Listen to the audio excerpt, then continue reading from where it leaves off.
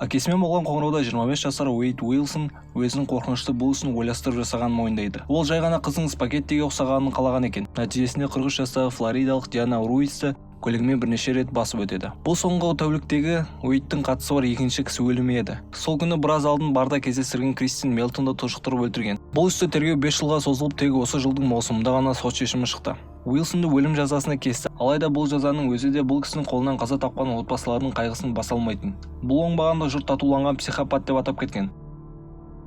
2019 жылдың қазанының басында Уэйд Уилсонды кездестірген 45 жастағы Кристин Мелтон және Диана Руистің өмірі өте қайғылы аяқталды. Екі әйел бір-бірін танымайтын, бірақ екеуі де Флорида штатының Кейп Корал қаласынан еді. Екі әйелдің қазасынан соң бұл үштікке бүкіл мемлекеттегі журналистер мен қарапайым халықтың назары ауды. Тіпті TikTokта Уэйд танымалдылыққа ие болып, кейбір оны ұнатқан жастар өлім жазасын өзгертіп, кешірім беруін талап етіп петиция жинады. Неліктен бұлай болды? Бұл істен не жасырылған? Бүгін осы істі толығымен зерттеп майшаммен қарайтын боламыз. Кристиан Мелтон Леонаста туылып, білім алып, жоғарғы сыныпта Стефани Сейлорс атты қызбен танысады. Екеуінің достығы ұзақ уақытқа созылады. Кристин мысықтар мен саяхаттауды қатты ұнататын. Ол құрбысымен бірге бірнеше штатта айналып өмір сүрген және әрдайым жергілікті кафелерге жұмысқа тұратын болған. Колорадодан соң құрбылар Флоридаға көшіп келіп, бұрынғыша кафеге даяшы болып жұмысқа тұрған. Кейп Коралда Мелтон дуплекстегі екі отбасы өмір сүруге ыңғайлы екіге бөлінген үйде өмір сүрді. Кристин тапқан ақшасын өзінің қалауларына ғана емес, көше тұрған анасына да көмектесу үшін қолданды. Стефани куәлік бергенде Кристин анасымен өте жақын болғанын сызып атап өткен. Бос уақыттарын Мелтон мен Стефани үнемі бірге өткізген. 2019 жылдың 6 қазанында да дәл осылай болды. Құрбылар Форт Майерстегі барлардың бірінде жанды дауысты ән тыңдау үшін барады. Түнде олар жоғарғы қабатта орналасқан барға көтеріледі. Кенет алдардан Уэйд Уилсон шығады. Жігіт бірінші өзі қыздарға жақындап танысады. Стефани соңынан Уилстың басқаша атпен танысқанын есіне түсірді. Сол түні ер адам оларға сыпайы, әрі сүйкімді болып көрінді. Бірақ олардың ойын соңынан болатын оқиғалар әрине өзгертетіні анық еді. Бәрі көңілді әрі мас болды. Ешқандай күдікті дүниелер байқалмады. Стефани ол кеште Уэйдтен Мелтон екеуі ешқандай агрессия мен қауіп сезінбегендерін айтты. Бұл кездері Уэйдтің бетін тату баспаған таза болатын. Бар жабылған соң қыздар Уэйдпен бірге сол түні кездестірген жігіттің үйіне барады. Олар жігіттің үйінде бірнеше сағат уақыт өткізіп, таңертең үшеуі бірге үйде шығып кетеді. Олар Мелтонның үйіне баруды шешеді. Алайда рөлде болған Уэйд мас болғандықтан көлікті жарытып жүргізе алмады. Сондықтан олар такси шақыртуға мәжбүр болды. Діттеген жеріне жеткен Стефани баласын мектепке жіберу керек болғандықтан құрбысымен қоштасып, ертең кездесуге келіседі. Өкінішке орай бұл кездесу сол күйі орын алмады. Келесі күні жұмысқа шығып бара жатқан Стефани Мелтонмен бұл қайғылы жағдай орын алады деп үш ұйықтаса да түсіне кірмеді. Ол 7 қазан құрбысының демалыс күні болғандықтан жұмысқа тұрмай, түнде көңіл көтергеннен кейін демалып жатыр деп ойлайды. Сондықтан қоңыраулар мен хабарламаларды алмай көтермей жатыр деп ойлайды. Алайда дәл сол күні полиция Мелтонның денесін өз үйінен тауып алады. Оны тұншықтырып кілемге орап тастаған еді. Стефани сияқты 7 қазан күні Диана Руис жұмысқа шыққан. Әйел 5 жыл бойы жұмыс жасап келе жатқан бар үйіне 800 метр жерде орналасқан еді. Диананың әріптестері әйелдің жұмысқа кешікпек түгілі өз смендерін өткізбейтінін жақсы білетін. Сондықтан жұмысқа келмегенде әріптестері уайымдай бастайды. Ал тіпті үйіне бармағанын білгенде шу шығарып полицияға арыз жазады. Диананың денесін тек 3 күннен соң жергілікті барлардың артындағы өрістердің бірінен табады. Денесіне тұншықтыру белгілері табылып, мойны сынған. Тергеу кезінде сол қайғылы күні жұмысқа бара жатқан Диананы Уэйд Уилсон тоқтатқаны анықталды. Жігіт адасып кеткенін айтып жол сұраған. Әйел көмектесу үшін көлікке неге екені белгісіз отырады. Біраз өте Уэйд әйелді тұншықтырып тастайды. Ал әрі тірі екенін білген соң спагетти жасағысы келіп әйелді көліктен түсіріп, бірнеше рет түсінен басып өтеді. Соңынан денені шөптер арасына тастап, қылмыс болған жерден тайып тұрады. Сотта бұл жағдай бүге-шігесіне дейін айтылғанда Диананың күйеуі өзін ұстай алмай жігітке тозақ түбінде жануды тіледі. Негізі екі істі бірге қосып қорғау полицияға оңай болған жоқ. Алайда Уэйд Уилсон сақтық шараларын мүлде ұстанбады.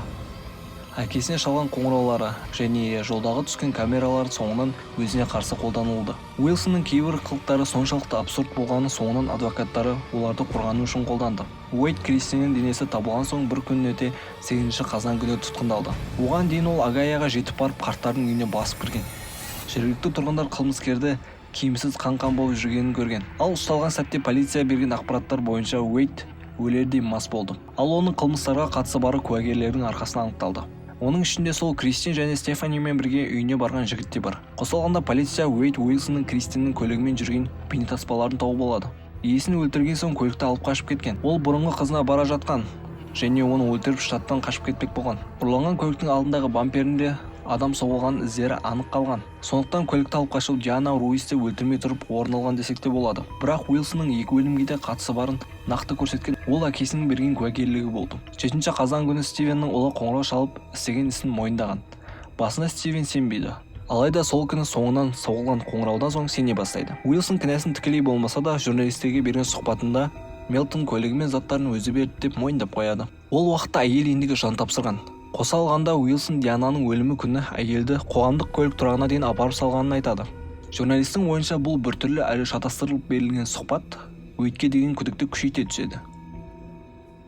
Көптеген дәлелдер, оның ішінде камерадағы жазбалар, өзі шатастырып берген интервьюі, алып қашылған көлік және куәгерлердің арқасында билік Уэйд Уилсонның үстінен іс қозғайды. Соған қарамастан сот процесі бірнеше жылға созылып кетті. Оған Уэйд ұсталып айып тағылған соң коронавирустың басталуының да қатысы бар. Митингтерде жаппай бола берген соң сот отырысы кейінге қалдырыла берді. Бұл соттың шешімін шығаруын біраз қиындатты. Түрмеде сот шешімін күткен Уэйд сырт келбетін түбегейлі өзгертіп жіберді. Ол бетіне көптеген татулар салып, қоса алғанда басынан нацистік белгіні салған. Бұл әрине қазылар алқасының назарынан тыс қалмады. Әр отырыс сайын өзгерген қымбат костюмдер оның кінәлі екендігіне күмән туғызса, ал басына салған нацистік белгі күдіктінің қауіпті адам екенін көрсетіп тұрды. Сот кезінде екі әйелдің өлімі жайлы жаңа ақпараттар пайда бола бастады. Экспертиза Уэйд Кристинге әйел ұйықтап жатқанда шабуыл жасағанын анықтады. Әйел өмірі үшін соңына дейін шайқасқанын денесіндегі көгерген іздерден, сынған тырнақтардан және басына ұйыған қаннан байқауға болады. Ал Даяна Руиспен барлығы басқаша. Уилсон әйелден қалай жақын жердегі мектепке жетуді сұраған. Неге екені белгісіз әйел көлікке отырып жол көрсеткен. Даянаның не үшін соңынан өзін қатыгездікпен өлтіретін маньяктың көлігіне отырғаны сот үшін сол күйі белгісіз болып қалды. Ақырында судья оңбағанда айыпты деп таныды. Уилсонның қорғаушылары қылмыскердің жазасын жеңілдету үшін бәрін жасады. Олар сот медэкспертінің құрбандар қылқындыру кезінде бәрін сезген-сезбегендігін анықтай алмағанын алдыға тарта берді. Алайда бұл өтініштерін сот жоққа шығарды. Себебі құрбандардың көгерген денесі, сынған тырнақтары өмірі үшін болған шайқасты анық көрсетіп тұрды. Бұл дәлелдер айыптауды растап, Уилсонның қатыгез әрекетін тағы бір рет дәлелдеп тұрды. Сотта бұл құбыжықтың Венди атты қарындасы бары анықталды. Сотта барлығының алдында қарындасы жіберілген хат оқылды. Венди Уэйдтің ішінде құбыжық пайда болғанын айтып, дереу ағасын қамап тастауды өтінді. Сотта сөз сөйлеген психиатр Уилсон бала кезінде ешбір агрессия көрсетпегенін, алайда жасөспірім кезінде өте агрессивті болғанын алдыға тартып, жігітте нақты анықталмаған болса да, шизофрения немесе биполярлық бұзылыс сияқты психикалық аурулар болуы мүмкін екендігін айтты.